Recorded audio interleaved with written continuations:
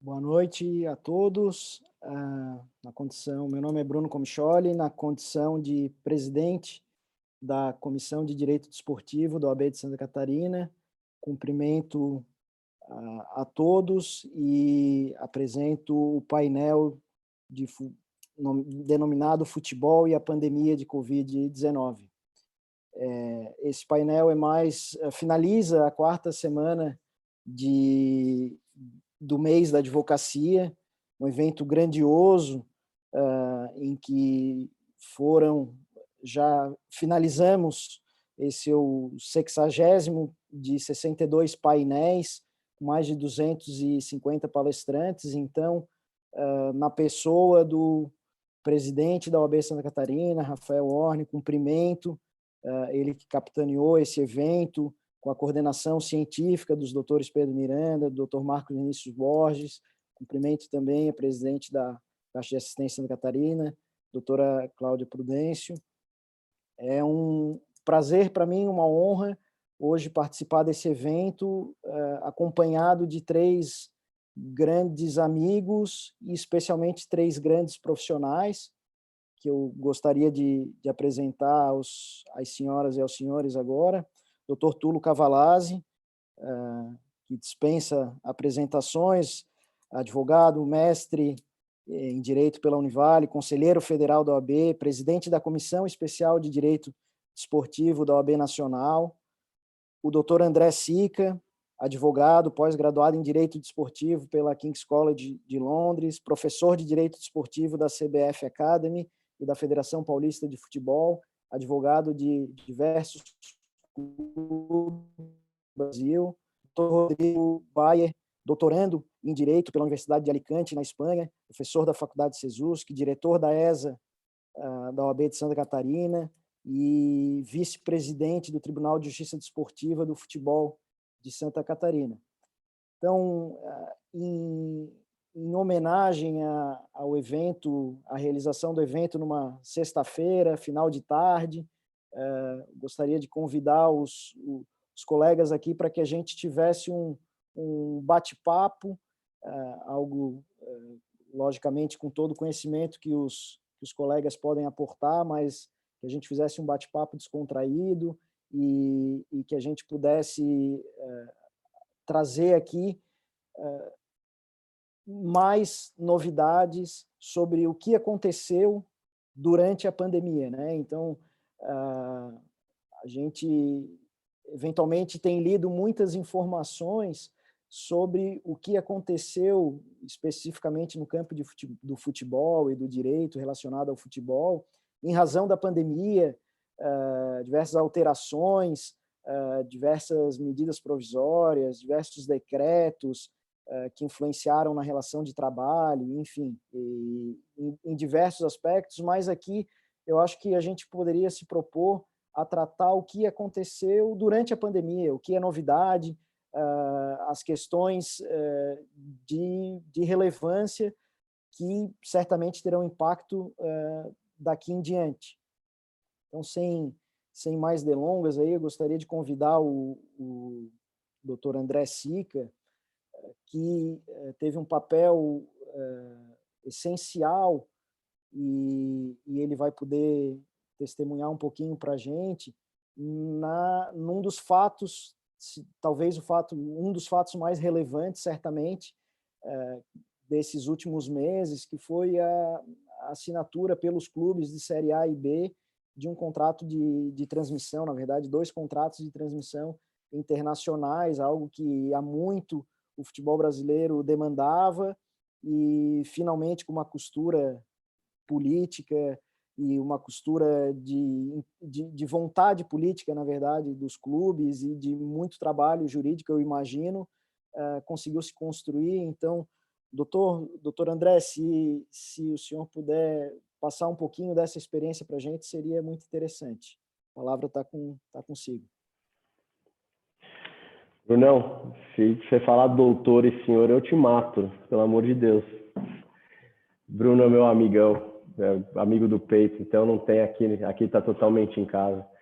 Bruno, em primeiro lugar, muito obrigado pelo convite. Agradeço a você e, na verdade, agradeço a OAB Santa Catarina em seu nome, pelo gentil convite. A gente... É muito gostoso, né? Quando você sai da sua jurisdição, para quem não conhece, minha jurisdição é paulistana, mas a gente começa a transitar. Outro dia a gente conversou com o pessoal da Bahia, agora com o pessoal de Santa Catarina, e para a gente é sinceramente extremamente prazeroso. Então só tenho a agradecer, espero contribuir minimamente e mandar um abração para meus grandes colegas e amigos aqui, o Tulo e o Rodrigo. Obrigado pela companhia. Se eu falar alguma bobagem, pode puxar minha orelha aqui, estamos em casa, tá? Brunão, vamos começar, eu vou tentar ser breve, acho que a gente tem que ouvir um pouquinho de cada um para sentir a experiência do que aconteceu, mas para mim, cara, a pandemia foi uma coisa, acho que para todos nós, seres humanos, foi uma coisa maluca, mas para mim, assim, confesso que algumas coisas muito importantes e muito interessantes aconteceram. Eu confesso que quando eu saí no dia 10 de março da minha casa com os meus filhos no meu banco de trás ali, eu falando para os meus filhos, falando, olha, molecada, lembrem desse período, porque talvez o papai nunca viveu isso, talvez vocês vão viver pela primeira vez, talvez vocês nunca mais vivam isso, é uma coisa absolutamente única e não única no bom sentido, mas absolutamente sui generis, e vai ser um período que a gente vai levar para o resto da vida. Mas quando eu saí e coloquei aquelas crianças no carro, eu sinceramente achei que eu fosse para um período quase que de calmaria, de pensar na vida e de entender um pouco melhor o que ia acontecer. Olha, não foi nada disso que aconteceu. Na verdade, o meu mundo jurídico, jusdesportivo, virou de cabeça para baixo. Eu acho que eu vou concentrar um pouquinho a minha fala na questão dos direitos internacionais, mas lembrando que ao mesmo tempo que teve os direitos internacionais, a gente teve a Turner tentando romper o contrato com os clubes e eu no meio desse assunto, representando os clubes, representando não só o Palmeiras, mas também acabei fazendo uma representação de todos os clubes nessa história. Acabamos terminando o último dia de pandemia consertando esse assunto e fazendo dar certo. A gente teve a MP 984, né, que acho que todos nós da área vivemos de forma intensa, porque realmente mudou toda a dinâmica. Então, para a molecada que está assistindo e talvez não tenha um conhecimento tão detalhado do assunto, mas a MP 984 mudou toda a dinâmica de direitos de transmissão. Ela passou a dar o direito simplesmente ao mandante de autorizar as transmissões, não mais um direito compartilhado entre mandante e visitante.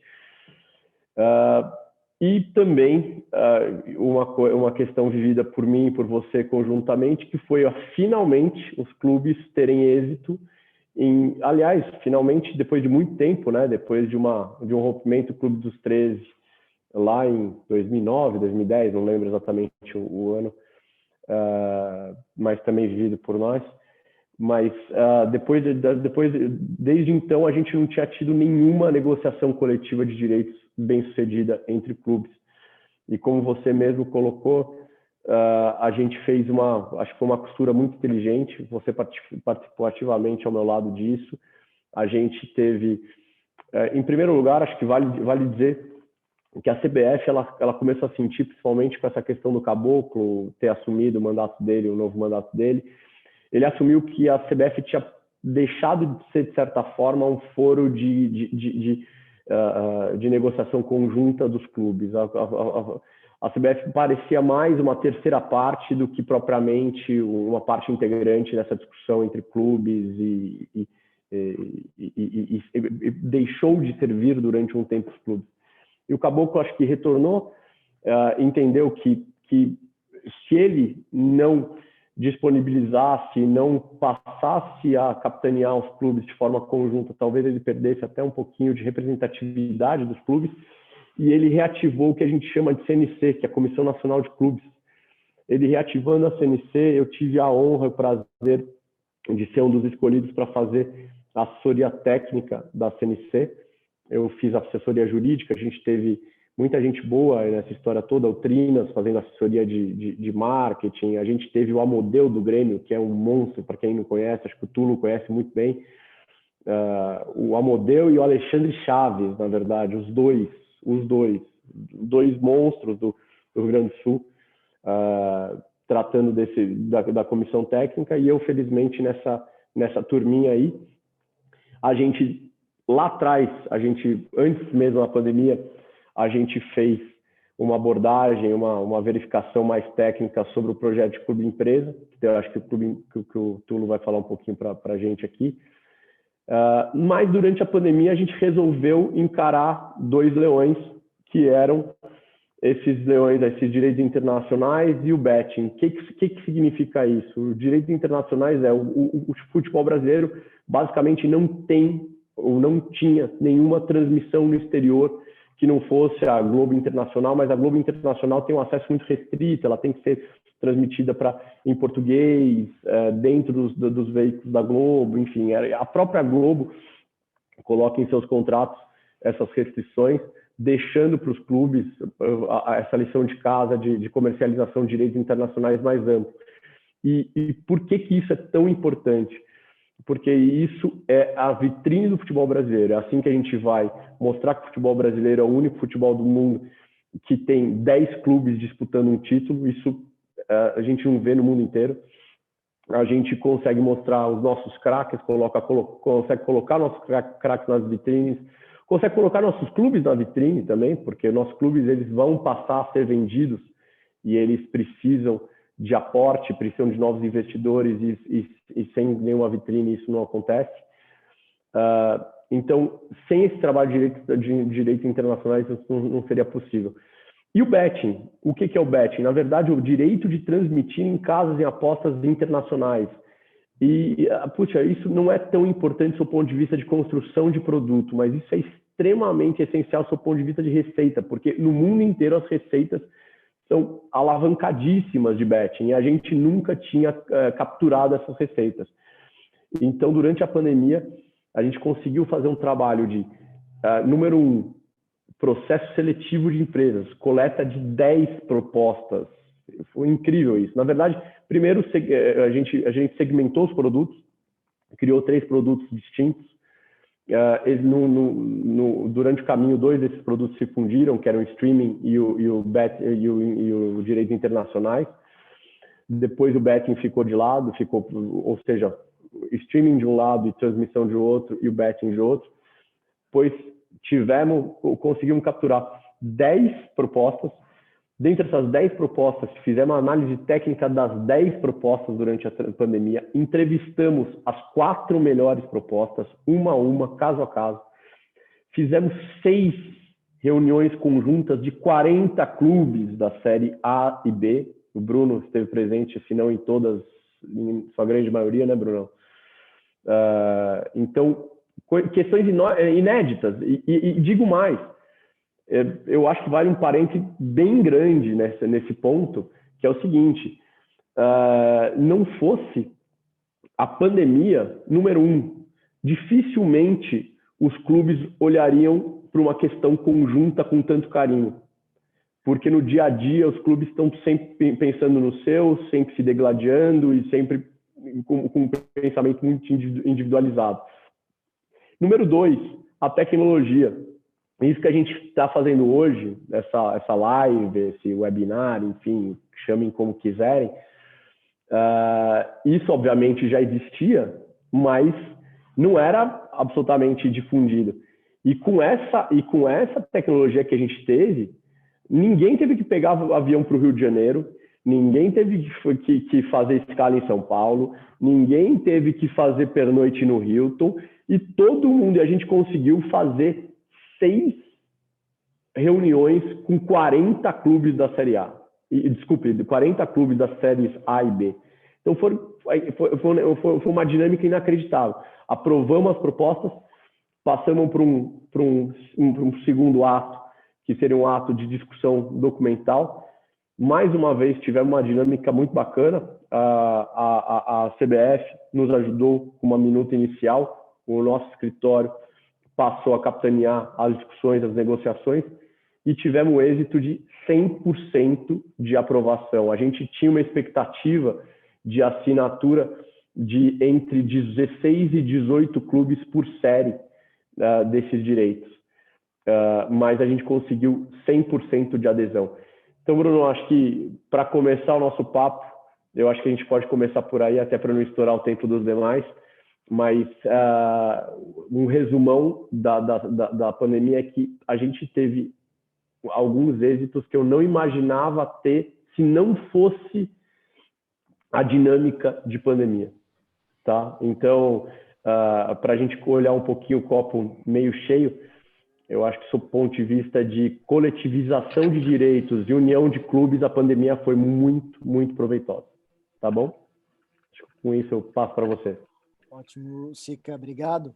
Realmente, né, eu acho que até depois a gente pode tentar entrar nessa discussão, né, mas esse contrato, eu acho que ele é tão relevante porque ele pode ser o primeiro passo, né, ou pode ter sido o primeiro passo para que as negociações, né, e pode servir para os clubes entenderem a importância das negociações coletivas, né, ainda mais com a questão da MP 984, passa a ser mais relevante ainda a necessidade de se negociar coletivamente, né? Passa a ter mais impacto ainda essa questão de se negociar coletivamente. Vamos ver para onde caminha, né? A gente só dar um exemplo antes de você passar a palavra para o nosso outro colega, mas só para você ter uma dimensão da MP 984, o grupo da Turner, por exemplo, que era composto de 8 clubes, era um clube que detinha 52 jogos do campeonato. Esse grupo, com a MP, passa a deter 156 jogos do campeonato. Esse grupo, conjuntamente, passa a deter 40% do campeonato. Ou seja, um grupo de 8 clubes, quaisquer que sejam os clubes, porque se diz muito de Flamengo, o Flamengo vai capturar muito dos valores, o Corinthians vai capturar muito dos valores. Você pega um grupo de 8 clubes, ele fecha 40% do campeonato, sendo que ele detém, por exemplo, 8 jogos do Flamengo, 8 jogos do Corinthians. Então, é uma discussão bastante interessante e foi exatamente o que você falou. Aprendendo com a dinâmica de se negociar coletivamente, se você souber usar isso para o bem e para essa nova dinâmica de mercado que está se apresentando, vai ser muito interessante. Excelente, Sica. Nessa linha também, né, eu acho que assim, a gente acompanhou um pouco antes da pandemia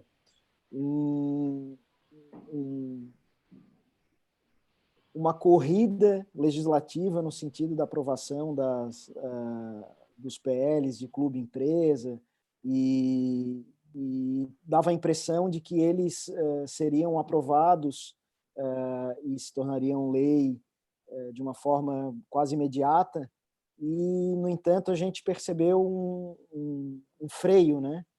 Então, eu gostaria de trazer o Dr. Rodrigo nessa discussão, para que ele apresente para a gente um panorama do que efetivamente são esses PLs. Eu acho que existe ainda muita confusão entre sociedade anônima, clube, empresa, enfim, então tentar destrinchar de forma rápida para a gente conseguir avançar nos debates, mas, enfim, o que são exatamente esses PLs, do que tratam e qual que é a situação atual deles, né? Bom, boa noite, primeiramente, gostaria de cumprimentar aí os meus pares, Dr. Bruno, Dr. Tulo, que são companheiros e amigos aí de longa data, Dr. Sica, cumprimentar de forma carinhosa aí, não havia ainda participado de nenhum debate com o doutor ainda, mas já acompanhei em alguns outros debates esportivos relevantes aí, nacionalmente. Queria também aqui agradecer primeiramente ao AB Santa Catarina, a ESA e as comissões, né, na pessoa aí do presidente Rafael Horn, doutor Marcos Vinícius, doutor Pedro Miranda e todas as equipes, né, que participaram desse grandioso evento. A gente tem essa satisfação de poder estar no grande happy hour aí do evento, né, que é sexta final da tarde na última semana. Então, a gente está nesse happy hour falando de direito desportivo, que é um ramo, evidentemente, muito relevante do direito, mas que a gente acaba tratando, de uma forma geral, com mais leveza, né, e isso faz parte até desse aspecto lúdico que também envolve o desporto e que a gente acaba trazendo também para as nossas discussões. Queria, de uma forma também, cumprimentar todo mundo que está assistindo aqui, né, o nosso painel. Eu, de forma muito carinhosa, queria mandar um grande beijo para os meus alunos e ex-alunos, tanto do SESUSC quanto da Universidade Federal de Santa Catarina, agradecer aí aos que estão participando. Sei que tem uma galera aí que se interessa muito pelo direito esportivo, né? A base vem forte aí, eu tenho certeza que em São Paulo também, doutor Sica, mas aqui em Santa Catarina há um interesse muito crescente pela área de direito esportivo já no seio acadêmico. A gente sabe que, de uma forma geral, a pesquisa e a produção, de uma forma geral, acadêmica no direito esportivo, ela ainda é muito... Ela ainda engatinha muito no Brasil, mas a gente tem nessa última década um crescimento muito grande, né? E talvez uma demonstração disso sejam esses 3 hoje grandes órgãos que a gente tem, que é o SBDD, IBDD e a NDD. E quem imaginaria que nós seríamos 3, né, instituições tão fortes, grupos de estudos de direito esportivo que vem crescendo em todo o país. E muito conteúdo de qualidade, né? Nessa pandemia, muito conteúdo de qualidade vem sendo produzido, e isso é muito inclusivo. Pessoas que estão aí, talvez em cidades menores, não têm oportunidade, até financeira, de estar acompanhando os melhores congressos do país, presencialmente, hoje tem oportunidade de ter acesso a conteúdo informativo e formativo na área de direito esportivo. Bom, falando um pouquinho, né, do que essa pandemia tem trazido para a nossa realidade, com certeza a pandemia ela trouxe muitas mazelas, vidas foram perdidas, mas ao mesmo tempo a gente se depara com um cenário enorme de oportunidades. Eu vejo que, de uma forma geral, a sociedade organizada tem refletido e tem se reinventado, né? Revoluções tecnológicas, passando por nós mesmos, né? Quantas ferramentas que nós não conhecíamos e passamos a usar, e alguns até dominar. Todas essa demonstração até de solidariedade e fraternidade que inclusive é demonstrada no que comentou o doutor Sica aqui agora há pouco, né, dessa mobilização conjunta dos clubes. A gente sempre ouve tantas críticas em relação a esse antropofagismo dos clubes, né, em relação à negociação por valores de transmissão. E dentro desse contexto todo, a primeira lamentação que, evidentemente, a gente tem no cenário pandêmico é o comprometimento do resultado desportivo. A gente aqui em Santa Catarina também sofreu isso, com o adiamento dos campeonatos. Alguns clubes foram prejudicados em relação a contratos que venceram, em relação à perda de capacidade de competitividade desportiva. Então, de uma forma geral, os atletas foram muito prejudicados, desde os atletas olímpicos que perderam aqui ou podem até perder definitivamente um ciclo olímpico, como outros torneios aqui que foram bastante prejudicados, campeonatos que foram homologados, suspensos de forma precoce. Então, eu acho que, primeiro, a grande nota negativa é o resultado esportivo, que foi aqui bastante abalado com a pandemia, pela impossibilidade de treinos e disputa de partidas e pelos problemas vinculados ao calendário desportivo brasileiro e mundial. Mas uma discussão que é muito relevante, né, Bruno, Tulo, Sica, é a questão da gestão financeira e da própria gestão administrativa dos clubes de futebol. A gente sabe que o futebol brasileiro possui ainda uma gestão bastante deficitária do ponto de vista técnico e financeiro. Essas PLs do clube empresa, né, ou de transformação de clube empresa, elas visam essa modificação nesse mindset na gestão e na condução do futebol brasileiro. Mas a gente tem que entender aqui todos esses primórdios, né? E talvez nessa primeira fala eu queira falar um pouquinho sobre isso, desses legados que acompanham o futebol brasileiro e alguns que são compartilhados, inclusive, por outros países. A gente sabe que a estrutura dos clubes brasileiros ela nasce dentro de clubes recreativos, clubes sociais, que foram fundados aí no século passado, alguns no século retrasado, né? Como clubes de remo, até porque à época, né? Nessas primeiras décadas do século XX, ainda o remo era o principal esporte do Brasil, principal desporto explorado e disputado, mas sem nenhuma relevância econômica. Então, todo esse modelo associativo faz todo sentido, né?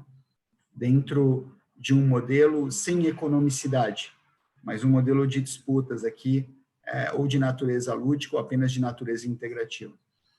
A partir do momento que o futebol profissional se desenvolve, e especialmente aqui, né, a partir dessa era Avelange para frente, a gente começa a ver o fenômeno de exploração econômica do futebol, o futebol como negócio.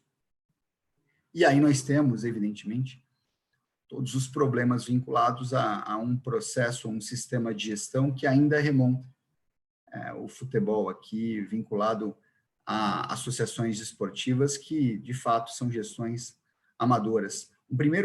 A primeira questão aqui, só para dizer que não existe uma binariedade aqui nessa análise, evidentemente a gente tem que ressaltar que a gestão dos clubes, ela está em grande evolução, pelo menos nessa última década, nesses últimos 5 anos, de forma mais notada, a gente vê uma melhoria, né, um investimento em profissionalismo nos nossos principais clubes brasileiros, né, de setores, desde setores de gestão, marketing, setores de compliance já implantados por algumas equipes, e os próprios resultados financeiros, né?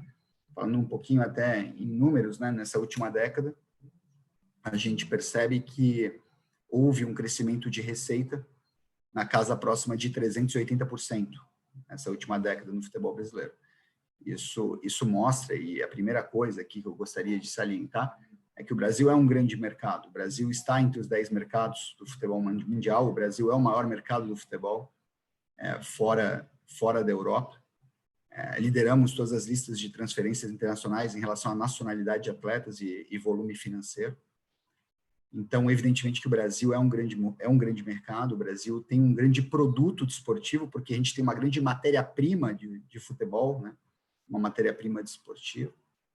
E nós temos um grande branding também, porque nós temos marcas consolidadas, equipes consolidadas com grandes torcidas aqui, com uma relevância enorme. Boa parte das maiores torcidas do planeta estão no Brasil. E temos esse grande problema ainda de gestão, né, de condução dessas políticas. Como eu falei, a receita cresceu 380% de uma forma média nesses últimos 10 anos, mas a dívida ela aumentou 250%. Talvez uma pessoa mais pessimista, né, vai dizer que essa dívida deveria ter diminuído, né? A otimista vai dizer que pelo menos a receita cresceu mais do que a dívida. Dentro desse cenário, nós sabemos que sempre houve uma tutela estatal muito grande na tentativa de recuperar esse cenário deficitário do futebol brasileiro. Tivemos alguns projetos aqui de refinanciamento tributário, né? Em primeiro lugar, a gente teve a Time Mania, depois o Profut, isso falando do futebol especificamente, né? Sem conversar ou sem falar sobre todos os programas de refis tributário, mais de 20 aí, nesses últimos 20 anos, genéricos que os clubes poderiam aderir, mas programas especialmente vinculados aos clubes. Evidentemente que esses programas vinculados aos clubes eram muito mais restritivos do que os programas gerais de refinanciamento tributário, né? Demandando uma série de contrapartidas. Boa parte dessas contrapartidas, inclusive, bastante criticadas, e aqui é uma discussão que a gente não pode fugir nunca. Sempre que a gente fala de modelo, sempre que a gente fala de contrapartida, sempre que a gente fala de transformação de modelo de negócio, modelo de condição esportiva de clube por meio de lei, a gente sempre vai ter alguém que vai levantar a bandeira de lesão à autonomia desportiva, sempre vai ter alguém que vai levantar o artigo 217 caput, tanto que essa tentativa de implantação de clube-empresa no Brasil, ela não é nova. Nos anos 90, né, já na Lei Zico, a gente teve essa tentativa de implantação, houve toda essa análise de constitucionalidade e, de fato, não houve aqui a progressão dessa discussão. Mas, dentro desse primeiro ponto de reflexão, a gente tem que analisar se só nós estamos corretos, né, e entender como é que o resto do mundo trata essas questões, né? O primeiro, evidentemente, é uma crítica que todos conhecem, é praticamente unânime, que é a questão da ausência de uma liga, né? E isso gera problemas, inclusive relacionados a esse ponto, doutor Sica, dos direitos de transmissão. essa falta de sinergia, essa falta de homogeneidade. Evidentemente, com o modelo de liga bem implantado, isso, em boa parte dos países, nem é uma polêmica, porque é uma coisa cultural essa negociação em bloco, essa negociação por meio dessa entidade representativa e não a negociação individual. De toda forma, já dando pitaco nessa temática, me parece que a antiga previsão normativa era completamente ausente de senso dessa necessidade de clube mandante e clube visitante terem que entrar num consenso quanto à transmissão desportiva. Então, me parece que esse modelo da MP 984, que é o modelo português, né, certamente é muito melhor, na minha modesta opinião, do que o modelo vigente anteriormente, mas talvez o ideal seria uma liga representativa forte que pudesse trazer homogeneidade a essa negociação, como ocorre nas grandes ligas do mundo, né, ou boa parte delas.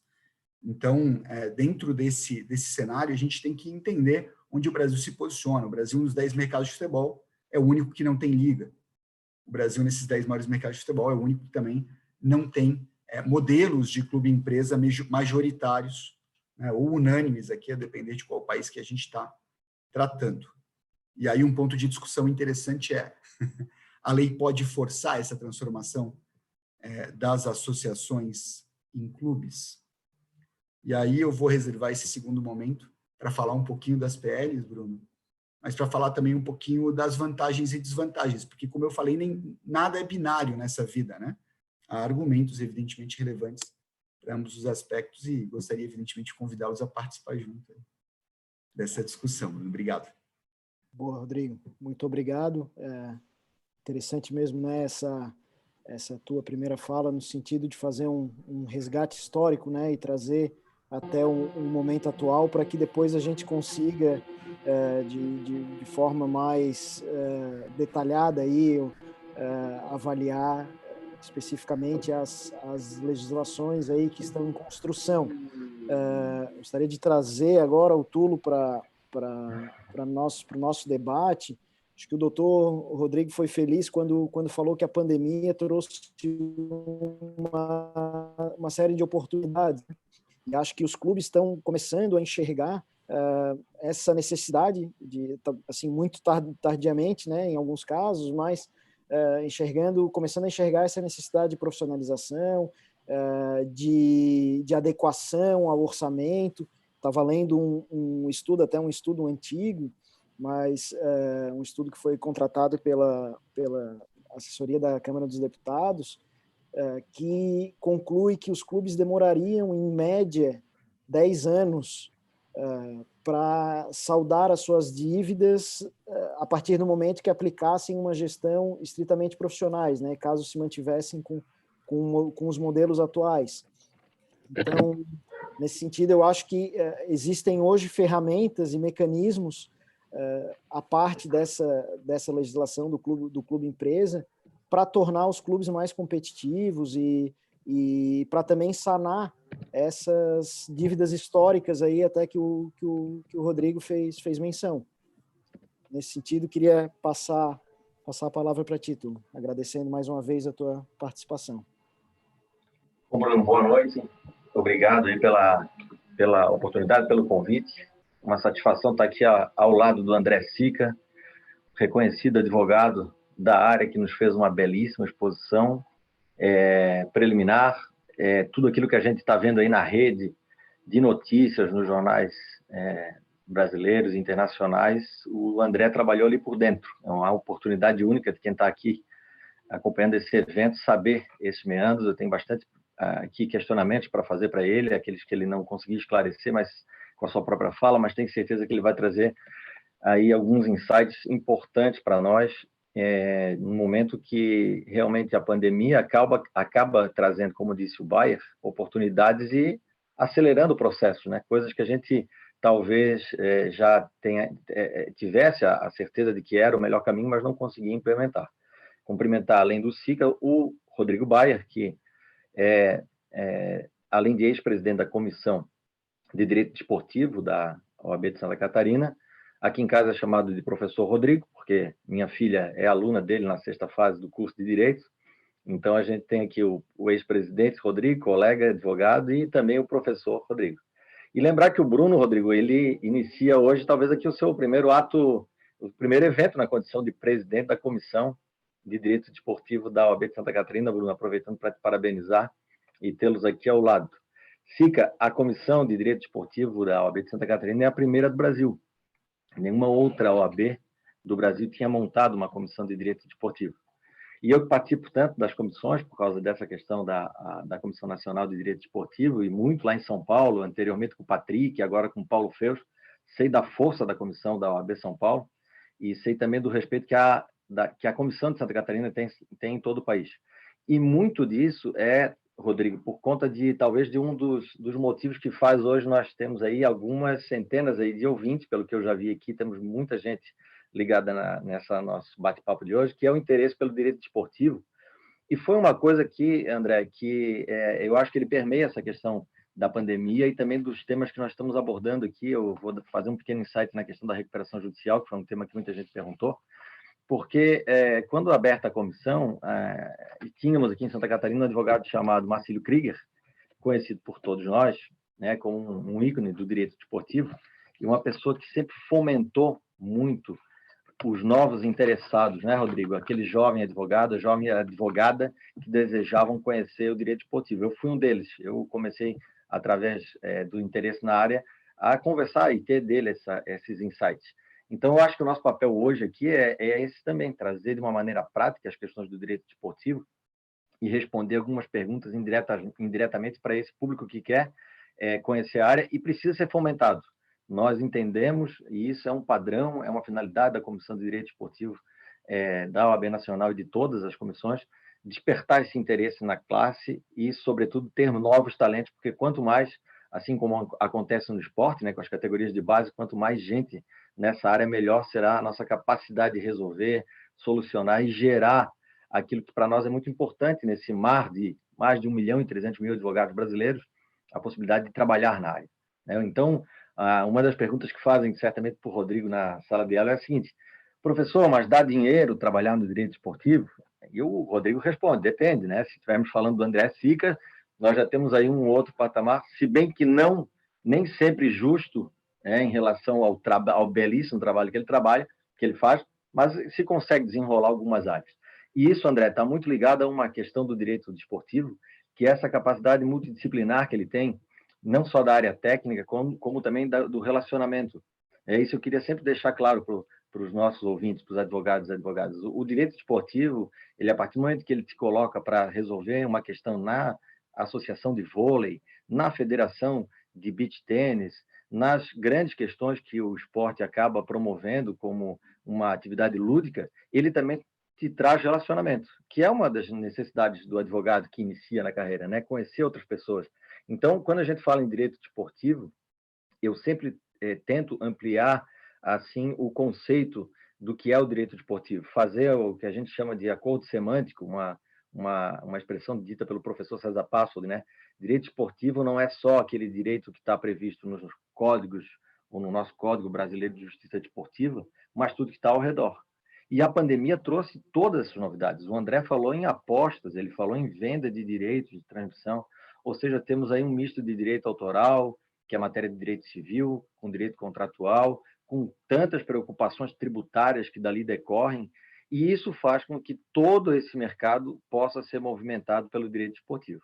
Nessa questão específica do primeiro ponto, que foi muito bem introduzida pelo Rodrigo Baia, sobre a necessidade da organização dos clubes e essa possibilidade da organização em forma de empresa, a gente tem, eu acho, talvez, a origem do nosso maior problema hoje, quando a gente tem como exemplo o clube de futebol, mas ele passa para as demais associações. Elas são, em geral, no Brasil, muito endividadas, todas elas, porque elas têm uma atividade de gestão amadora e, evidentemente, elas olham aquilo que é a finalidade principal, que é o desporto.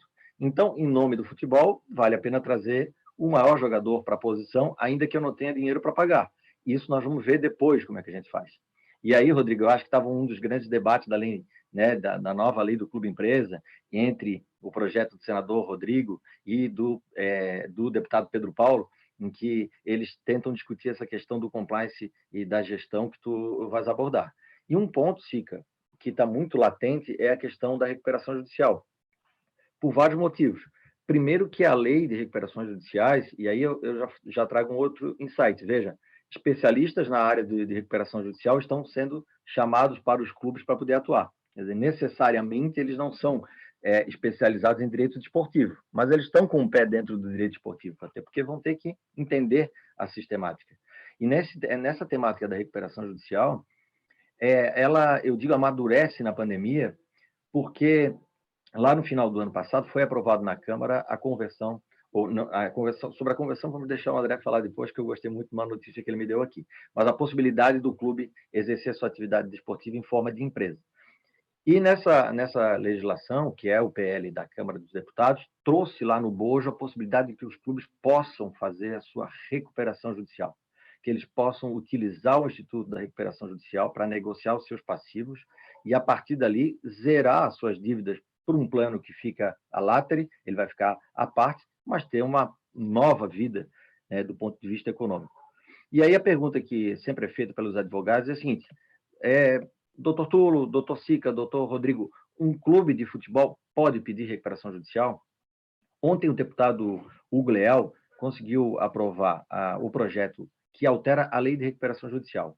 Um dos pontos era acrescentar que, além daquelas duas hipóteses trazidas pelo artigo 1º da lei, que é a recuperação judicial pode ser pedida pelo empresário ou sociedade empresária, que ela pudesse ser também pedida pelo agente econômico. Seria ali uma comparação como, por exemplo, as universidades. Uma universidade, temos o caso da Cândido Mendes, né? Ela pode pedir recuperação judicial. Era uma ideia da lei abrir um pouquinho mais. E talvez o clube de futebol pudesse estar abraçado nessa situação. Não ocorreu, esse destaque não foi votado, e a lei, então, não recebe essa alteração na recuperação judicial. Porém, nós já temos clubes de futebol que já estão montados na modalidade empresa. São os clubes de futebol SA, alguns que já têm essa estruturação. Esse clube especificamente, ele já pode utilizar a lei de recuperações judiciais. E a partir dali, com aquele requisito eu diria assim, do juízo, dos credores, né, da universalidade de credores, negociar os seus passivos com algumas particularidades. Existe uma segunda hipótese que a gente precisa observar, que é a hipótese, então, trazida por esse projeto do Clube Empresa, que o Rodrigo vai abordar em que estágio ele está, em que ali nesse projeto de Clube Empresa tem um tratamento um tanto quanto diferenciado, né, em que situações o clube poderia optar pela recuperação judicial. Alguns clubes que estão hoje em forma de associação civil esperavam ou esperam essa legislação para poder, talvez, dar esse passo mais adiante. E são essas questões que eu acho que a gente pode, daqui para frente, Bruno, um debate mais bate-bola e com perguntas e respostas, ir abordando para que os advogados e advogadas que estão nos assistindo possam ter alguns insights sobre todas essas possibilidades que nós temos aí no direito esportivo. Mas eu encerro essa introdução dizendo que, além da felicidade de estar aqui, fico ainda mais feliz de ver que, no período da pandemia, Rodrigo, talvez ninguém tenha superado mais em lives do que os advogados do direito desportivo. É impressionante como o Brasil debateu o direito esportivo. Eu tenho falado para o Milton Jordão, da OAB Bahia: Milton, eu não aguento mais tu ver em live. Agora nós vamos ter que torcer para o quanto antes haver um encontro para a gente voltar a ter os congressos, né, físicos, para que a gente possa se encontrar. Então, eu acho que esse, André, já seria um grande... Tem o Delbin. O Gustavo Delbin também, grande figura, né, que hoje tem um exercício. Aliás, o Delbin é uma figura a ser exemplificada, porque ele, Rodrigo, ele é um diretor, um advogado que foi alçado à categoria, alçado não mais acima, mais abaixo, mas ao lado, para uma categoria de gestor da área de compliance da Federação Paulista. E vejam que essa matéria do compliance também era uma coisa tão distante para nós, muito objeto de debate, e hoje ela está inserida no contexto das associações e das organizações esportivas. Então, quantas oportunidades nós temos aí no direito esportivo, e que bom estar aqui com vocês para a gente ir avançando nos temas, devolvendo assim a palavra para o nosso presidente da mesa, doutor Bruno. Obrigado, Tulo. Queria trazer uma discussão e passar a palavra para o Sica, mas deixar aberto para o Tulo e para o Rodrigo também, se quiserem se manifestar, que é efetivamente a questão da MP 984, né? Que eu acho que ela tem uma polêmica ali, ou uma análise que, dependendo de quem faça ou como faça, pode-se olhar com bons olhos ou não. Então, a MP 984, como o Sica antecipou no início, é aquela MP que trata dos direitos de transmissão, que dá ao mandante da partida o direito de negociar os direitos de arena decorrentes daquele espetáculo. Então, eu sei da posição do Sica, favorável à MP, né, favorável às consequências, aos efeitos da MP. Gostaria de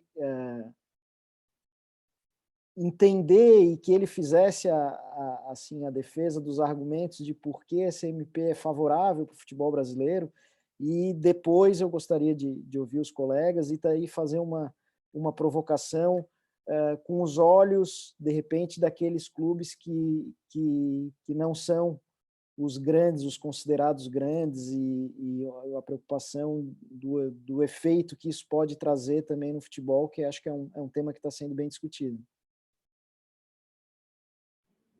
Boa, Bruno, obrigado. Cara, na verdade, acho que eu vou até fazer uma sugestão, gente. Eu participei de uma live com o irmãozão do Tulo, com o Cravo, e foi divertidíssima. A gente abriu o microfone e cada um começou a adaptar com um no outro. Então, assim, gente, fiquem absolutamente à vontade. Rodrigo, Bruno, Tulo. Então, assim, se quiserem abrir o microfone e me encher a paciência e eu encher de vocês, fiquem à vontade, tá?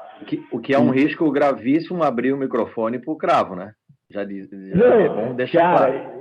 Foi isso mesmo, e foi divertidíssimo, porque é um risco muito grande abrir para mim também. Então essa foi a grande piada da live, porque assim, fiquei eu e ele quase que se matando no ar, mas foi muito engraçado. Mas, Tulo, então, antes de eu fazer algumas considerações sobre a 984, Bruno, o Tulo abordou uma série de pontos interessantes, o próprio Rodrigo também, e eu diria que a gente tem que comentar essa questão da recuperação judicial. Eu acho importante que, infelizmente, ela foi uma das questões mais criticadas do PL do Pedro Paulo, né? E foi criticada pelo seguinte ponto: eles entendem que é mais uma concessão para os clubes, né? E eu, particularmente, eu tenho uma compreensão um pouquinho diferente. Eu entendo que tudo aquilo que você fizer para incentivar os clubes a virarem empresa, isso é um grande passo para o Brasil. Então, se a gente não são grandes concessões, você simplesmente deixar com que os clubes passem a pedir recuperação judicial, apesar de ser quase uma anomalia jurídica, mas isso traz sim um conforto para clubes como o próprio Figueirense, como mencionado pelo Tulo, ou o Botafogo, ou o próprio Cruzeiro nesse momento, que pode viabilizar o futuro. Só que essa recuperação judicial só seria permitida pelo processo pelo PL do Pedro Paulo a partir do momento que se convertessem em empresa, o que seria extremamente benéfico, né, para o nosso futebol. Daí, indo para um ponto também tratado pelo Rodrigo. O Rodrigo tratou da Liga. Cara, Rodrigo, você está certo demais. Já deu, já chegou o momento. Hoje a gente fala de Liga, né? E o Bruno vive comigo esse drama. A gente fala de Liga no meio dos clubes, é um palavrão, é um negócio assim, gente, tapem os ouvidos, fechem as portas, não se pode falar nisso, que parece que você está tratando de um tabu. É como você falar de sexualidade para uma criança de 6 anos de idade, é um negócio maluco. Mas não é, cara, é a solução dos problemas, e não é a solução dos problemas. Oi, diga. Nessa linha também, assim, falando do processo do contrato de direitos de transmissão internacional, né, foi um contrato felizmente bem sucedido, mas ele, acho que assim, desnudou um problema que é cada negociação coletiva ter que contar com a aprovação expressa de 40... Cara, Bruno, quantas armadilhas colocaram pra gente no caminho? Exatamente. Quantas? Exatamente. Se a gente for colocar no ar aqui, quantas armadilhas colocaram a gente aqui no caminho para que não desse certo? A gente foi monstruoso nessa negociação, realmente. os clubes, os advogados, as pessoas que foram protagonistas desse processo foram realmente aquela palavra que está mais batida do mundo, a tal da resiliência. Cara, todo mundo foi resiliente ao quadrado, ao cubo, porque o número de armadilhas postas no meio do caminho para assim, não se fechar é absurdo. Então, Rodrigo, você está absolutamente correto. É assim, uma liga se faz necessária para ontem, e não é uma liga para substituir a CBF na organização de campeonatos, não. Existem uma série de direitos coletivos não explorados, existe uma série deles. A gente tratou de direitos internacionais, a gente tratou de betting, mas a gente tem que falar de combate à pirataria conjunto, alteração de legislação conjunta, a gente vai entrar num novo ciclo de transmissão nacional que deveria ser feito de forma conjunta para a gente oferecer um valor muito acima do que a gente está fazendo. Então, assim, isso é importante. Agora, ainda nessa história da MP 984, aliás, foram tantas as MPs, né? Teve, acho que não me engano, 936, que é a questão da redução dos contratos, e acho que o Rodrigo vai falar melhor disso, mas a 984 ela veio basicamente para individualizar o direito de transmissão do futebol. E, poxa, a grande crítica foi a seguinte: não foi feito de forma constitucional. Juro por Deus, assim, ninguém conseguiu criticar o conteúdo em si. A maior crítica que se fez foi: olha, não existia a urgência necessária para se tratar daquele assunto na forma do MP. Ponto. Mas ninguém conseguiu falar que aquele direito, da forma como era feito, a outra crítica adicional que se fez foi: bom, beneficiaria apenas clubes grandes, né? Flamengo e Corinthians capturariam grande parte do valor de mercado. Mas, ato contínuo, acho que todos os clubes perceberam que, na verdade, isso se converteu em uma grande oportunidade. Para quem não conhece a questão de direito de transmissão, um pouquinho mais de detalhe, eu vou tentar, em 1 minuto, resumir. Há 50 anos, houve a primeira lei, foi publicada a primeira lei em 1970. Após a Copa do Mundo de 1970, foi publicada a primeira legislação que justamente outorgava o direito a mandante e visitante. Isso permaneceu, e isso, aquele tempo, era o que se fazia nas legislações nacionais e internacionais. Aquele tempo, a gente estava dentro do que se fazia. Só que a partir de 1998, onde a gente fez mais uma vez, na verdade, a gente replicou a norma na Lei Pelé, desculpa, na Lei Zico, depois a gente replicou a norma em 98 na Lei Pelé. A partir da Lei Pelé, já existia um anacronismo.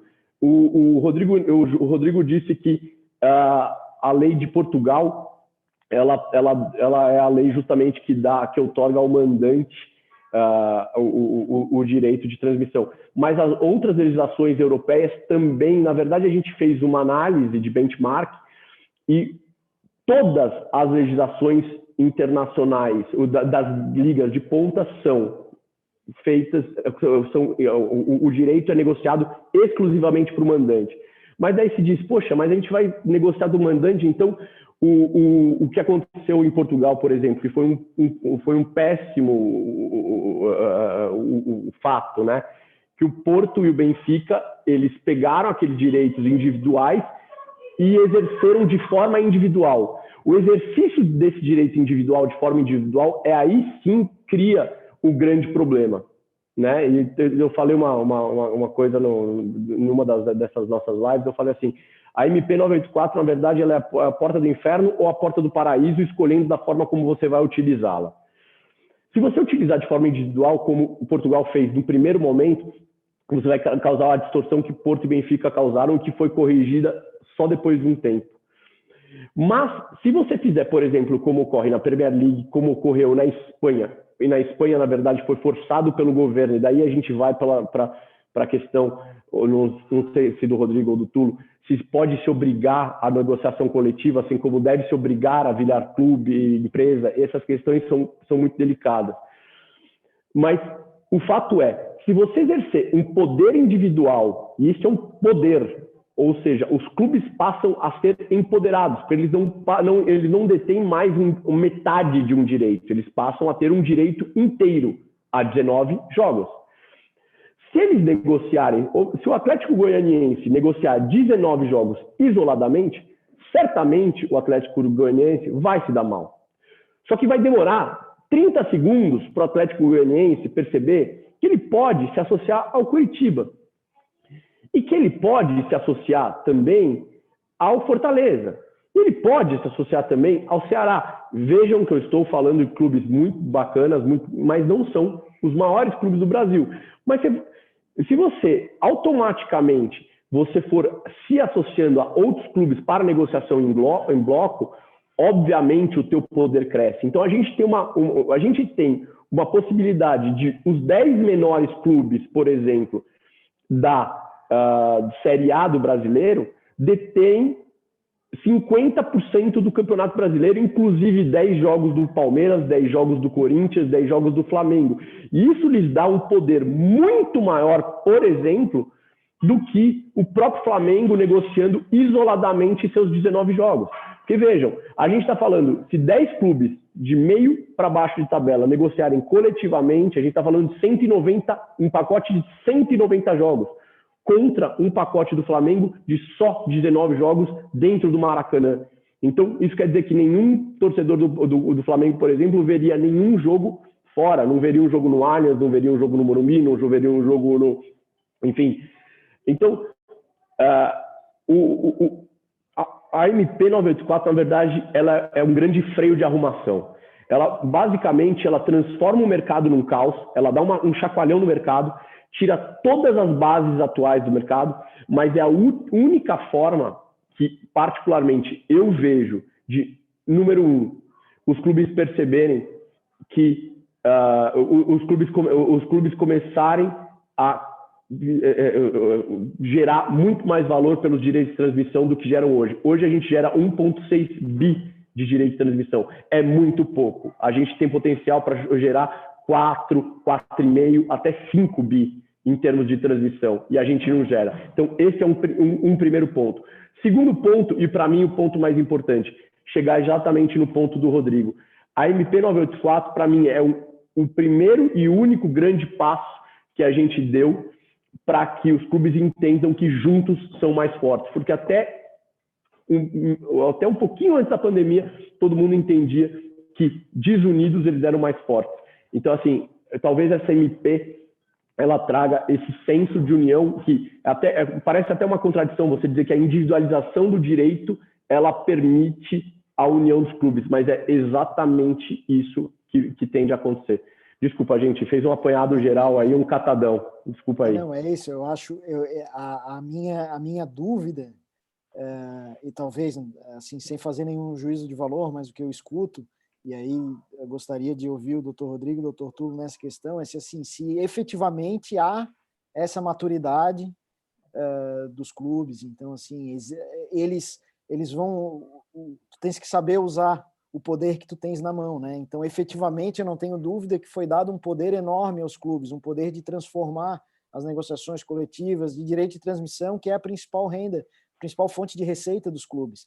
Então, assim, a questão é se haverá esse entendimento de que há necessidade lógica, pela simples observação de outros mercados, de se negociar coletivamente. Uma breve passagem, assim, em 2015, Santa Catarina viveu um negócio inédito, que foi 4 clubes de Santa Catarina na primeira divisão. E existiu um início de conversa de que os clubes negociariam juntos com a Rede Globo, né? E realmente 20% do campeonato é um número interessante, e a gente sabe que os contratos até então da Rede Globo eram contratos são contratos de adesão, assim, para os clubes menores, né? Não há muito poder de negociação, mas 20% dos clubes negociando, poderia haver ali algum poder. E aí, por razões aí que eu desconheço, acabou que cada clube negociou individualmente, então se perdeu ali, na minha visão, uma oportunidade única para clubes que tinham basicamente o mesmo tamanho, basicamente o mesmo interesse em fazer uma negociação mais favorável. Então, a dúvida que eu tenho ainda é justamente essa, assim, foi dado efetivamente o poder, haverá maturidade ou há maturidade dos clubes para saber fazer essa escolha? Eu vejo que isso, André, Tulo, Bruno, é interessante porque vai ao encontro de uma discussão que é meramente filosófica e muito humana, que é até que ponto a liberdade é bom? Você é um amante da liberdade? Para mim, né, eu individualmente aqui, para mim não há nada mais caro que a liberdade. Mas a liberdade, evidentemente, ela tem esse livre-arbítrio, ele tem esse problema de nós não exercermos da melhor forma as nossas liberdades. Eu vejo que, de fato, houve uma liberdade muito grande outorgada aos clubes por meio do MP 984. Eu não tenho dúvidas, né, eu, Rodrigo, de que é um modelo melhor do que o modelo anteriormente vigente. Eu não vejo como o destino final, a MP 984, mas eu também vejo como um bom caminho. E acho que tu foi muito assertivo e muito certeiro, Sica, quando tu falasse que a gente ainda vai ver se, de fato, essa liberdade vai ser exercida de uma forma gloriosa ou de uma forma nefasta. E eu prefiro outorgar essa liberdade e depois, havendo lesões a direitos aqui individuais ou coletivos ou homogêneos, aqui a gente pode falar especialmente também na figura do torcedor, porque esse modelo, a depender de como for exercido pelos clubes, pode, de fato, lesar torcedores, tirar, inclusive, a atratividade do produto desportivo pela dificuldade de acesso aqui a essa transmissão de jogos. Então, evidentemente que não seria interessante, né? Talvez que cada clube negociasse com alguma plataforma diferente. Vocês concordam? Hão de concordar comigo, né? Agora, é evidente que faz mais sentido, na minha opinião, outorgar essa liberdade aos clubes e depois, da mesma forma como o Porto e Benfica, dois exemplos perfeitos, e depois a gente tentar trabalhar, havendo lesão, a gente poder trabalhar com institutos reparatórios ou institutos que venham a consertar o atual momento. E é engraçado, eu vou já abordar isso na minha fala seguinte, né? Que esse argumento, Sica, de intervenção versus autonomia, ele sempre mira no cisco e ignora a trave. É interessantíssimo, né? Porque há lesões à autonomia desportiva no mercado brasileiro que são absurdas, mas elas não te machucam, não te incomodam. Mas quando isso vem em detrimento do interesse de um clube ou de um particular, de uma entidade, é o primeiro a levantar a bandeira, né? Fere o 217, fere a autonomia. E me parece que falta muita maturidade nessa discussão de autonomia desportiva, falta muita capacidade de compreensão de o que é a autonomia desportiva, né? A autonomia desportiva não é uma carta branca para que nós sejamos uma ilha jurisdicional. E isso é muito interessante, mas também não é um autorizativo para que o Estado venha prevalecer ou venha usurpar a autonomia de vontade dos clubes, especialmente nos aspectos desportivos, né?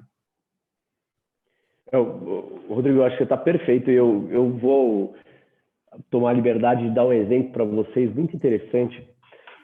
A gente está vivendo, né, na pele agora, nesse momento, uma pseudo-criação de bloco, e acho que é interessante, acho que as pessoas todas sabem, né, que acho que os clubes da Turner, eles passaram por um momento muito difícil juntos, e eu acho que também a dificuldade faz com que se crie um pouquinho mais de fraternidade, um pouquinho mais de simpatia pelo próximo e um pouquinho mais de união, né, de uma forma geral. E os clubes da Turner, de fato, começaram foi muito, muito bonito experimentar essa dinâmica que se criou entre os clubes da Turner, porque, de fato, eles começaram a se falar fácil, começaram a resolver de forma fácil e começaram enfim, a falar a mesma língua e decidir coisas, deliberar a respeito de assuntos que não se deliberaria em anos, de forma muito, muito, muito, muito simples. E nesse caminho, um dos clubes teve um problema de um atleta com o outro, tá? Uma questão de paga para cá, paga para lá, enfim, não vou dar nome aos dois, mas dois clubes do mesmo bloco.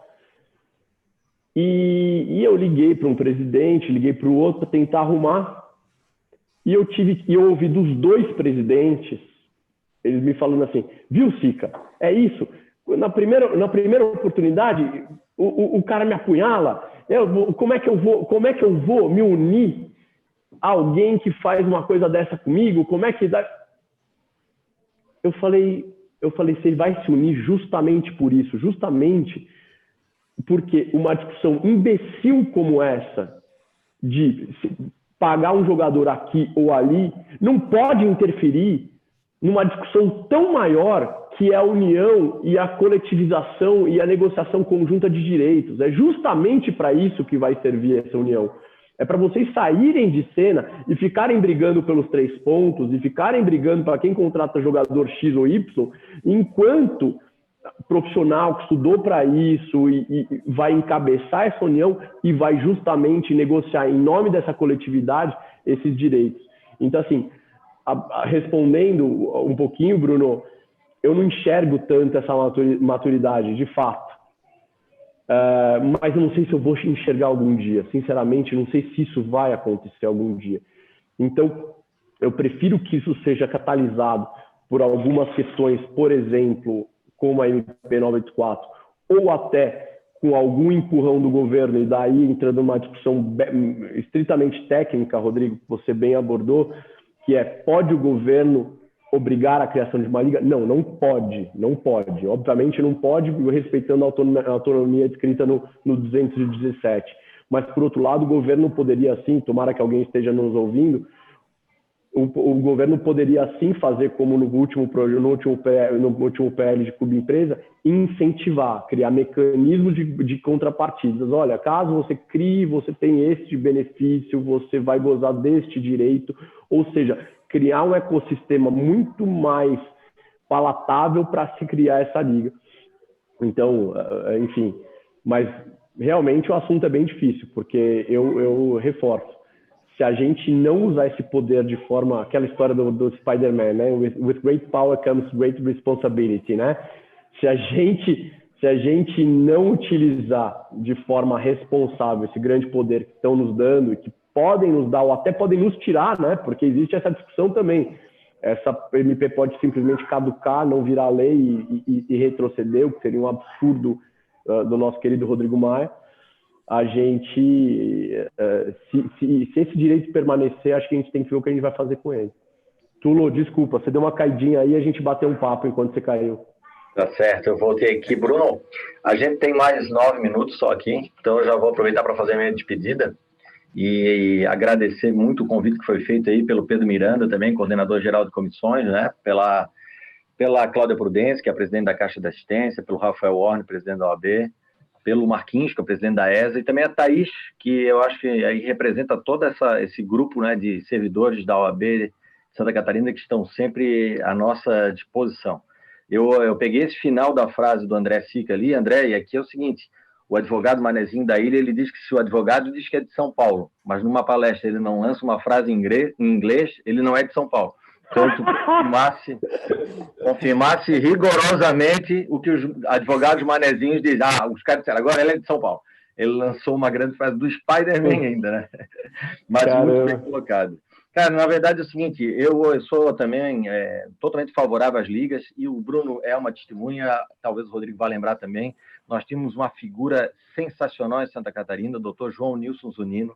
Em 2006, 2007, ele monta a FBA, Futebol Brasil Associados, e monta uma baita de uma liga dos clubes que não compunham o Clube dos 13. Esse sim, o Clube dos 13 era um tremendo de um jabuti lá no alto do poste, né? Não era uma liga, mas ele era uma liga para algumas coisas, para outras não era. E ali, claro, que a gente aprendeu muito. Uma delas, Baia, que eu cito sempre é a seguinte: Zunino, conseguimos montar a FBA agora.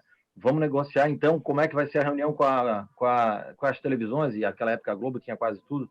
Ele assim, não, nós não vamos fazer essa reunião. Quem vai fazer é quem entende do assunto. Tulo, tem gente que entende de tudo, tem gente que entende só de negociar contratos. E ele ia atrás de especialistas para negociar contratos, uma característica que eu sempre cito para o advogado, né, de buscar especialista para você compor a melhor solução da tua atuação, né? Mas eu concordo com o Sica, na verdade é um insight que o Sica deu, mas é uma verdade. A gente muitas vezes, na maioria das vezes, pensa só pelos clubes grandes, não é para favorecer os grandes. Nós temos a tendência de pensar sempre no exemplo do grande quando a gente sabe que ele representa 1%. Essa é a velha tônica do atleta de futebol: eu vou jogar futebol porque o atleta de futebol ganha muito. Não, 98% ganha menos de um salário mínimo. Então, a gente tem essa tendência e a gente tem que ter muito cuidado quando a gente monta essas estruturas legislativas para não esquecer dos pequenos. Quanto à recuperação, o André também fez outro insight dizendo que recuperação judicial para clube é mais uma ajuda. Na verdade, é um duplo preconceito. A gente sabe que o Instituto da Recuperação Judicial tem um preconceito, porque acha-se que é uma empresa quebrada e por conta daquilo ali estaria recebendo um auxílio, o que não é, né? A lei está tão consolidada que hoje o mercado de crédito concede crédito com mais facilidade para uma empresa em recuperação do que por uma que não está em recuperação, porque a da recuperação tem um balanço auditado por um juiz de direito e é acompanhado por um administrador judicial, enquanto na companhia que não está em recuperação, ela ainda vivencia o seu dia a dia, né, a bel prazer. E, por último, dá só um insight, Bruno, porque normalmente eles perguntam: doutor Tulo, professor, doutor André Sica, dá uma dica aí de para onde é que vai o mercado do direito do trabalho, tem alguma sugestão?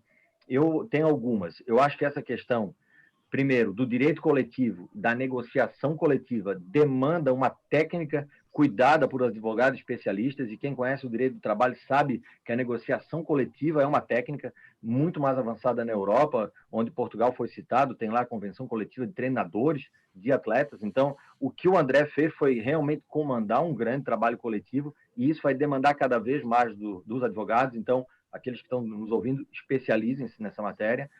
Um segundo insight: a arbitragem para a solução dos conflitos é uma realidade no desporto. Quem está no desporto conhece muito dessa matéria, e nós já sabemos que no futuro a demanda, o contencioso judicial tende a piorar cada vez mais, ainda que a gente tenha o processo eletrônico, a gente tenha as soluções.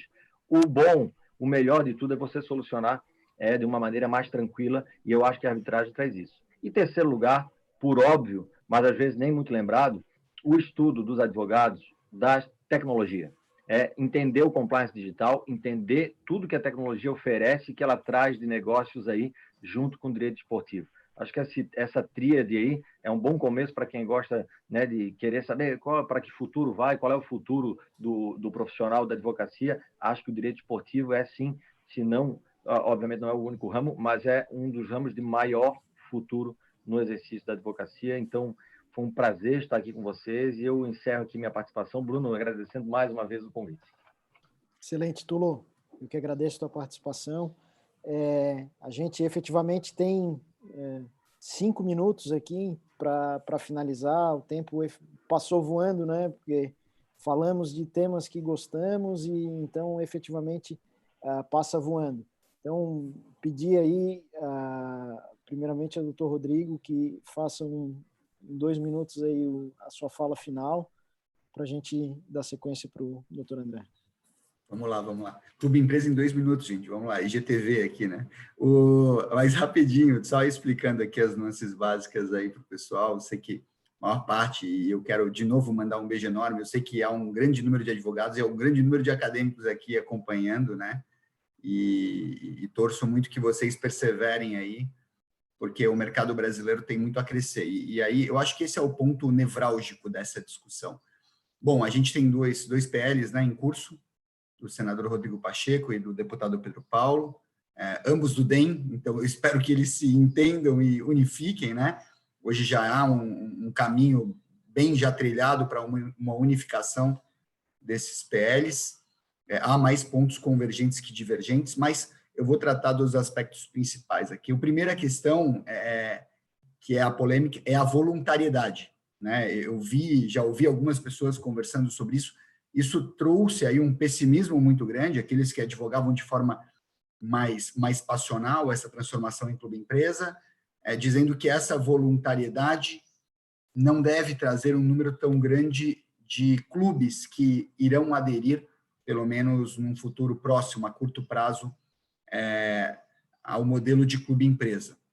Eu, de fato, só acompanhei 2 clubes que eu já vi se manifestarem publicamente, talvez alguns outros, os doutores tenham visto aí, que foi o Botafogo e o Atlético Paranaense, que estão em 2 pontas de realidade diferentes, né? O Botafogo com dívidas bastante grandes aqui, buscando atração de investimento, eu vou focar um pouquinho nisso, e o Atlético Paranaense, que é um dos clubes mais bem saneados do Brasil. Então, ambos buscam, na verdade, e eu vejo assim, Rodrigo, o que você acha que é o principal problema e a principal vantagem aqui, problema do modelo associativo e vantagem do clube empresa? Para mim, fala-se muito da gestão, mas a grande verdade é que há bons gestores e maus gestores dos 2 modelos. Eu acho que o problema não é nem a boa ou a má gestão, o problema é a transitoriedade da gestão. A transitoriedade da gestão traz uma dificuldade muito grande de atratividade de capital estrangeiro, porque como você, Sica, você como investidor, tá? Você vai colocar capital num negócio que daqui a 2, 3 anos vai ter eleição e você não tem ideia de quem vai estar tocando e gerindo o dinheiro que você investiu nesse clube? Isso não existe. Então, a partir do momento que hoje o nosso grande problema, desculpa, no futebol brasileiro, é a nossa incapacidade de gerar economicidade do produto maravilhoso que nós temos na mão, que é o futebol, com a matéria-prima que nós temos, com os clubes, com as torcidas, com a história que a gente tem. O nosso potencial de economicidade não é explorado, é muito mal explorado. Então, o que a gente precisa? De investimento. E para atrair investimento estrangeiro, a gente tem que diminuir o risco da operação. Então, eu vejo que o clube empresa é o grande caminho para isso. Agora, evidentemente, a não obrigatoriedade de transição traz problemas. Por quê, gente? Uma questão básica. Quem tem o poder na mão não quer abrir. Existe uma situação engraçada, né? No mundo islâmico, eu tenho alguns colegas que são árabes, dizem que a rigidez em casa é da mãe, não é do pai. A mãe que tem a rigidez. Sabe por quê?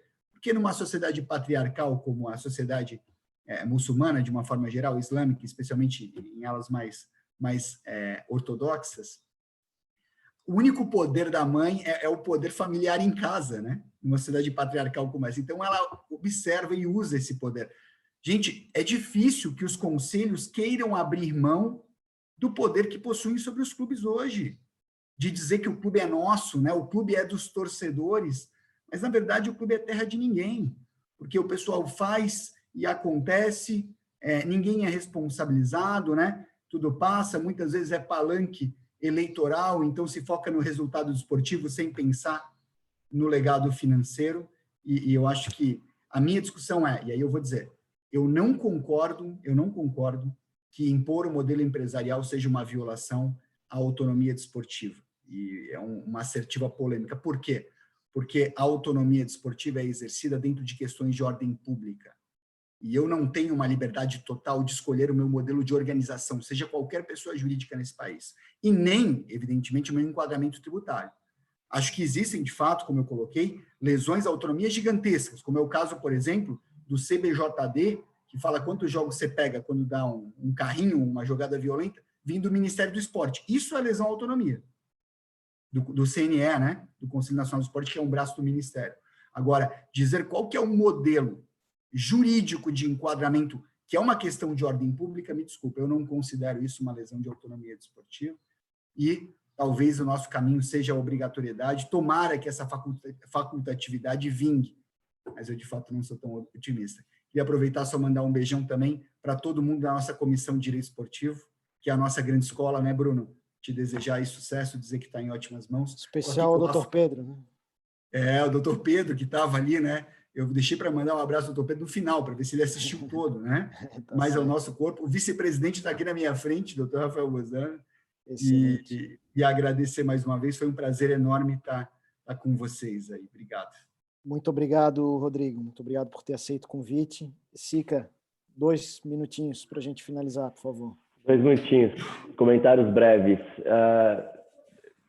Rodrigo, eu tendo a concordar com você na questão da autonomia, mas eu tendo, só para te colocar para pensar, uma coisa que eu conversei com o próprio Pedro Paulo, é que imagine o seguinte, no momento que a gente obrigue os clubes a virarem empresa, a gente tem que buscar investidor para 400 clubes no Brasil. E isso, ou seja, de uma hora para outra, a gente convertendo a natureza jurídica de todos eles, a gente teria que ter investidor para estudo e a gente não teria. Então, o que se propôs, na verdade, mais do que uma questão de autonomia, uma questão de constitucionalidade, foi uma criação de um ambiente mais orgânico para essa migração, para que quem fosse obtendo investidores fosse fazendo essa migração. E mais do que isso, a questão da vida pelo exemplo, né? A nossa grande aposta é a seguinte, é que o grande primeiro modelo de sucesso, e vários estão vindo, vão mostrar o caminho. Então, por exemplo, eu estava até falando com o Tulo fora do ar aqui, a gente fez uma coisa, contando em primeira mão para a gurizada, como vocês chamam aí, que está nos assistindo, a gente conseguiu, depois de 20 anos, por conta de uma alteração em julho, de uma instrução normativa do DREI, a gente conseguiu fazer a conversão do Red Bull em empresa. E não foi a operação drop-down, a operação que a gente conhece, que é associação, clube embaixo, drop-down de ativos e constituição de uma nova sociedade empresarial. Não, a gente pegou efetivamente uma associação e transformou em limitada. Isso acabou de ser aprovado por conta dessa alteração do DREI. Então, a gente tem o Red Bull virando empresa, a gente tem, pelo menos no meu escritório, 2 outros investidores vindo independentemente de clube empresa, então a gente espera que isso traga um exemplo positivo. E agora, um último aspecto que você comentou, que eu achei belíssimo, eu concordo 100%, é que a grande falha do modelo associativo, ela é a transitoriedade dos mandatos, né? Isso é a sangria do modelo associativo.